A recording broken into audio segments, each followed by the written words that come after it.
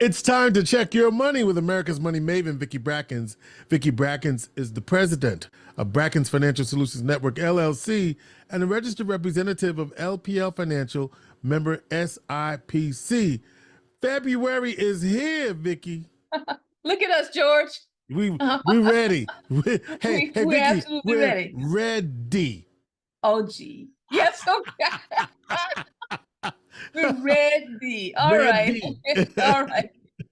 Well, listen, George. Okay, again, as you said, February is here, and I'm reminding everyone that we're getting closer and closer to our date for the 16th annual Black History Month Jazz and Arts Cabaret, which is going to be held there at the Finger Lakes Room at the Marriott downtown Syracuse. This year's performer is Miss India Owens, along with her band, which is the Cookout, and the Pioneer Public Service Award is being presented to the president of the Senate, Miss Andrea Stewart Cousins.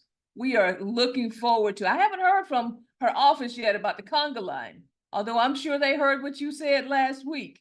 Okay. Because we're all getting ready. Okay, I'm exercising now, George, because we're a week away. Okay, all right, from a great time that we're anticipating having there. So, George, I want you to stop for a moment because I'm going to ask you some questions. Oh, Lord. Okay, yes. Okay, I always fail at these questions, but go ahead. I want you to just reach into your memory bank and really get ready for these questions. All right. Because right now we are starting to hear some things on the economic front that are actually extremely good news, but may be interpreted incorrectly because it's not familiar with us. And so I'm going to try and clear up some things today. Okay. But I want to do this by giving you some analogies and asking you to go back into your memory bank. So what I'd like for you to do is to think about, now I know you and Gloria, how long have you been married now? 32 years. 32 years, okay. I want you to think about you and Gloria about the same time as me and Arlene, 31 years. Think about that first kiss. Mm. Ooh, see, Woo, okay, think about that first kiss, okay? Now, I also want you, and this may not be Gloria, but think about also that first heartbreak in your life. The first what? Heartbreak. Oh, yeah, okay. The first time somebody broke your heart. Mm-hmm. Okay? Mm-hmm. Okay, I think. I want you to hold on to those two emotions because we're going to discuss them in relation to what's happening with the economic news that we are experiencing. I'm going to try and put a couple of things up on screen for us here. Okay. So this is a new term. The term is disinflation. We talk about inflation all the time. Inflation, pricing going up. But we've never really talked about disinflation. And we're at the point in the economy where we should start discussing this particular term because it is an important transition term. The Federal Reserve has come to the point where they have at least currently decided that they are not going to raise rates anymore. Why? Because inflation actually is tipping down. But when we think about down, we think maybe that pricing will go down with it. And what they're saying is that inflation is starting to abate, starting to go down. We have a disinflationary period, which really means, and I love the way CNBC or CNN did this in their business report. This is where I pulled the slide from for this week. How disinflation doesn't necessarily mean that prices go down. What it means is that the pace of inflation is slowing. Now, in some areas, we have seen pricing go down. You look at your gas pump lately. Oh, yeah. Okay, that's been a significant drop, okay, where pricing is actually going down. But for the most part, we're still saying, you know, prices are really high. But what's happening is that the rate of increase has slowed down dramatically so that we are actually getting closer to that 2% inflation rate that the Federal Reserve has said is their target. We don't really want pricing across the board to go down because pricing going down across the board means that we have deflation.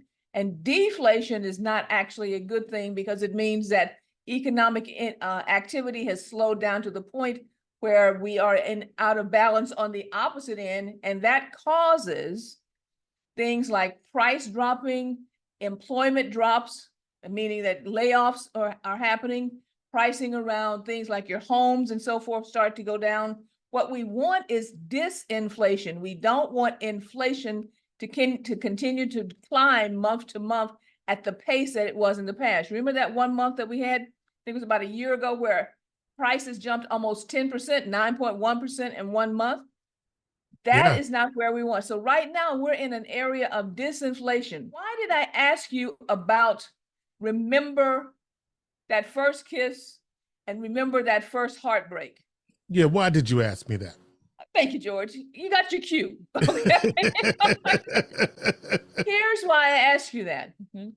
Look at these 3 dates. Moments of great inflation since World War II. 1947, March, 1974, December, and 1980, March. 19.7% back in March of 47, 12.3% December of 74, and 14.8% March of 1980. 2 of those segments you and I have lived through. That's right. Okay, we have lived through those. One of those, there's actually individuals who are in our community who've lived through all 3. They have an emotional memory of what it took to go through these particular time periods. So their reaction to inflation, while they may not like it, is not nearly as strong as that first kiss, because they have gone through and have had a habit. They have emotional resilience. A good portion of our population, though, has no emotional resilience around this because they've never lived through this before. So you think of your Gen Zs and what is it, Gen Xs, okay, millennials, they've never lived through any of this. So the way they feel about it is like that first kiss, that strong, or that heartbreak, that strong emotional impact around it happened. In fact, back in 74, mortgage rates were around 10%. And in October of 81, mortgage rates were actually 18.63%. Can you imagine that? I can imagine this because I was a realtor during that time period and I sold a lot of houses. And during that time period, we did different things as far as how we financed, but it wasn't, as I said, the sky is falling because we had started to live through time periods where the inflation area and the mortgage rates were actually climbing consistently. But if you are an individual who's never lived through either one of these periods, you look at this, which is what I pulled up, the average rates for mortgages across the 3 major segments, which would be commercial loans, FHA loans, and VA, which right now are trending around 7.5 to 7.8%. You think the sky is falling. You think it's impossible for me to get a home. No, it is not impossible for you to get a home. You have to understand basic finance and how to adjust your expectations and what kind of rates, what kind of terms that work best for you. But to say that I can't get a home is impossible. I lived through this. I know you can get a home. 18.63. You lived through this. Okay? Yeah. Okay, but we've forgotten.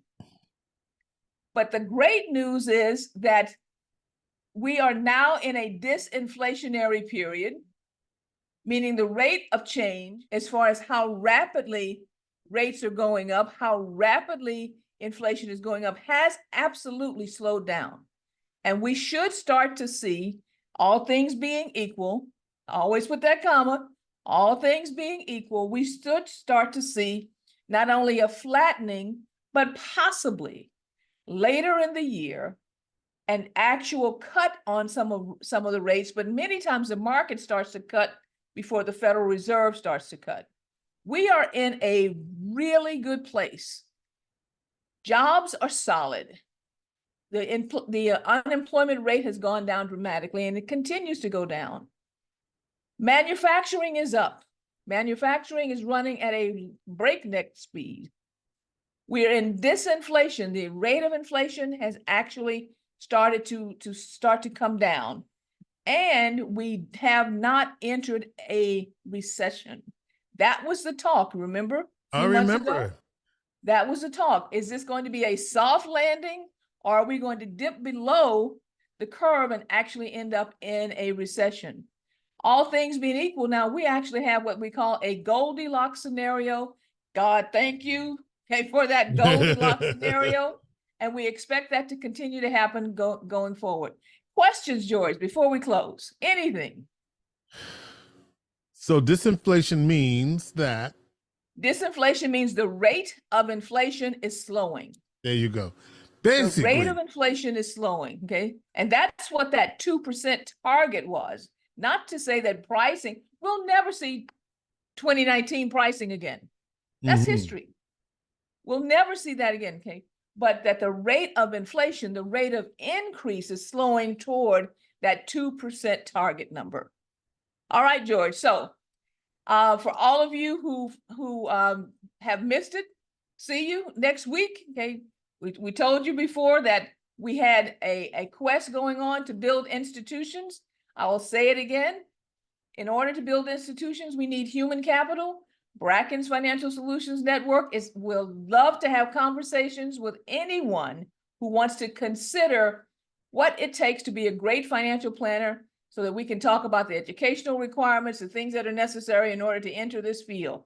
George, at this point in time, I'm going to say, please make sure you share and subscribe to this podcast. Share, especially this conversation around disinflation. And make sure you share and subscribe. And if you have questions, give us a call at area code 315-930-4499. Our plate is now full. All right, Vicki Brackens is the president of Brackens Financial Solutions Network, LLC, and a registered representative of LPL Financial, member SIPC. She is America's money maven.